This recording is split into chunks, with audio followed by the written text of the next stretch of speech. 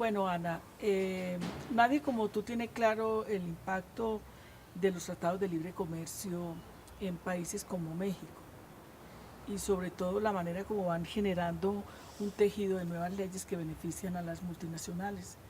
Ya las leyes que regulan todas estas materias no se desprenden de la Constitución, sino de los tratados de libre comercio. Y es el caso de México, donde de manera muy clara se ha visto precisamente ese impacto en el sector agrícola y de manera muy concreta con el maíz. Yo te preguntaría cómo ha desbalanceado o cómo ha balanceado la balanza de pagos.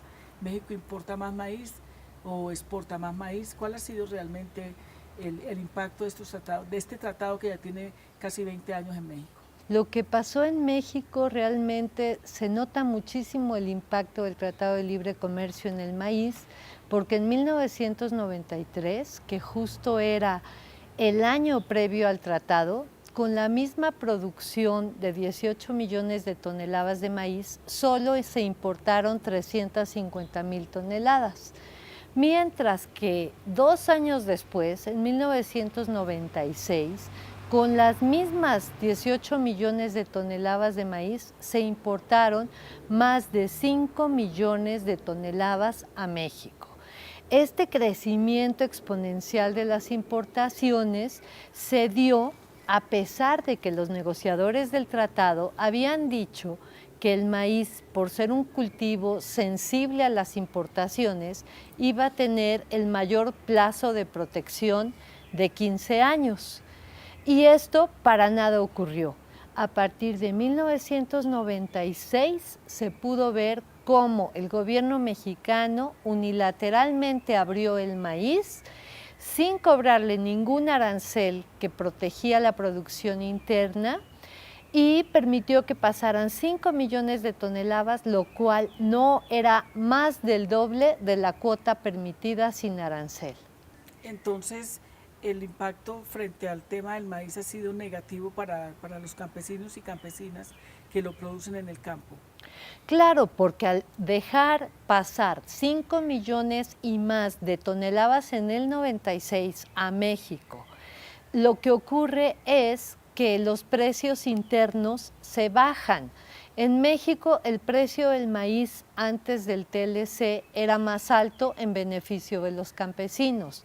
También operaba un sistema de regulación estatal a partir de tiendas que se llaman tiendas CONASUPO de la Compañía Nacional de Subsistencias Populares, que era una empresa del Estado. Todo esto desaparece a partir de las reformas que darán paso al TLC.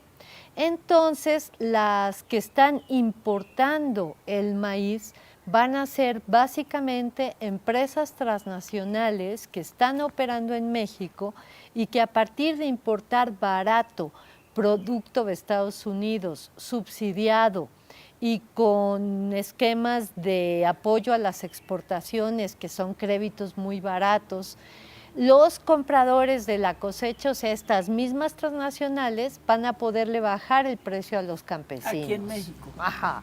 Entonces, el precio de 1993 al 2008 o 2006, porque después fue la crisis de la tortilla, 2006 podemos calcular que el precio del maíz se había caído para los campesinos en alrededor de 50%. O sea, el precio que recibían los campesinos al vender su maíz se lo rebajaron en un 50% a raíz del Tratado de Libre Comercio y de la competencia con las importaciones de Estados Unidos, que es el granero del mundo y que tiene importaciones, tiene sus exportaciones subsidiadas. Entonces, bueno, ese fue un impacto directo para los productores de maíz mexicanos que ahora deben vender su maíz a precio mucho más barato para poder competir con el maíz importado que venía de Estados Unidos. ¿Cuánto tienes un cálculo de cuánto maíz ha dejado de cultivar México? No, es que paradójicamente México no ha dejado de cultivar maíz, sino que, por ejemplo, en 1993, antes del TLC, se producían 18 millones de toneladas.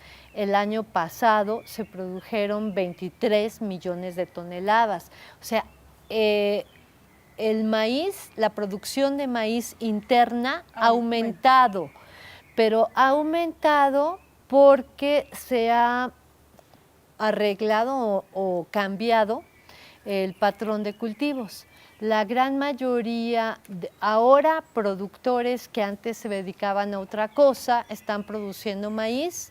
Mucho maíz se produce en extensiones de riego, con una agricultura similar a la de Estados Unidos, pero esos no van a ser los campesinos, esos van a ser los grandes empresarios agrícolas y algunos que otros campesinos que todavía logran mantenerse produciendo, claro, con mucho problema, tratando de reducir sus costos para poder competir por el propio mercado nacional con las importaciones. O sea, lo que se ve aquí claramente entonces es que no se ha bajado la producción o el cultivo, pero sí se ha desplazado campesinos hacia otras actividades o han quedado desempleados. Claro, muchos campesinos medios, sobre todo, fueron los primeros que fueron desplazados porque no podían competir, porque ellos producen para el mercado, pero el mercado estaba inundado de importaciones baratas de Estados Unidos.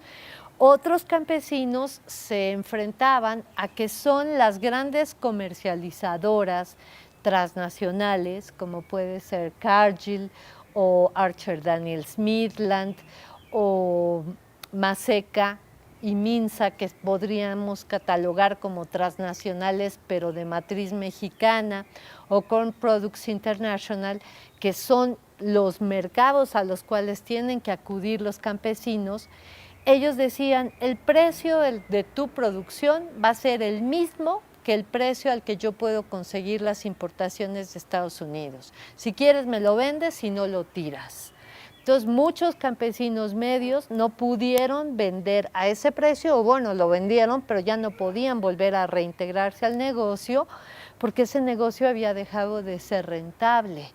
Y pues tuvieron que salir de la producción de maíz, muchos de ellos o cambiar de cultivo, como es la gente de Nayarit, que mucha de ella rentó su tierra para el agave, muchos campesinos medios de Sinaloa rentaron sus tierras a grandes agricultores que pueden sembrar en extensiones y con economías de escala, pero los medianos campesinos fueron los primeramente afectados.